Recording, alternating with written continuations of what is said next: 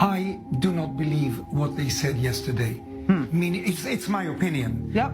I don't want to use the foul word, but I'm angry. And I'm angry because they are here. There is footage of UFOs. You can hear pilots, and this was released not long ago by the Pentagon. You can hear pilots screaming in their cockpit. Oh my gosh, what is this? And many of these films are out there. We are being visited. Now, I'm not sure that every craft has an alien inside it. Okay. But they're probes, and they're not from here.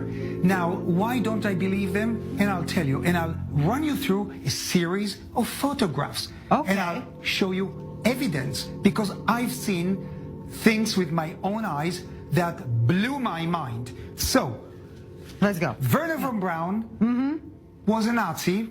He was brought to America by Kennedy. That's him in Germany, because he was a genius, a rocket genius. He built a V2 that flew from Germany, fell in London. Okay. They used Dr. Wernher von Braun's brain to get the astronauts on the moon. Without him, there would be no moon landing. No Neil Armstrong. Edgar Mitchell, Yeah. who came to convince me to leave Israel through CIA contacts, tells me, Uri, Dr. Wernher von Braun wants to meet with you. I say, okay, but you know, I'm Israeli, I'm Jewish. Yeah. He was Not his cup of tea.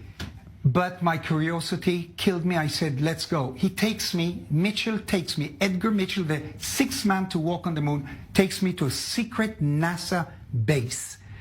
I have my little Minox camera, which was given to me by the CIA. I give it to my brother-in-law and I say, take a photograph, because nobody will believe me. This is, I mean, it's a hard to see. We can see But clearly. that's Edgar Mitchell, the sixth man on the moon, Wernher von Braun, CIA man, and me. And you.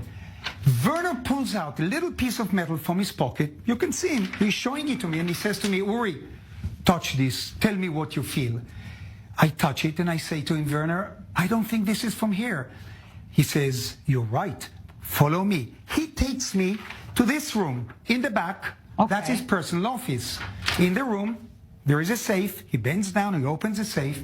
And inside the safe, I see a piece of metal. I've never seen such a color before. It looked like it was almost breathing. He pulls it out. It's not heavy. He says, okay, now, Uri, put your hand on it. Yeah. Touch it. Put the palm of your hand. Tell me what you feel now.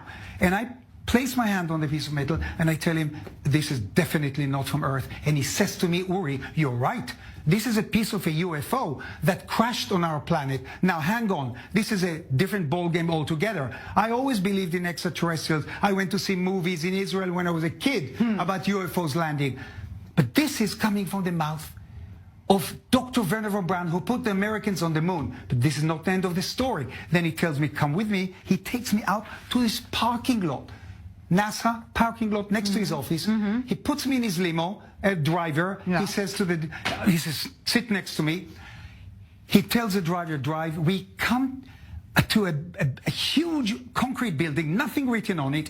Soldier opens us a door. He takes me down to the belly of the building. We descend 3 flights. He puts an Antarctica, NASA Antarctica warm coat. He puts one on, I put one on, and he leads me into a refrigerator room.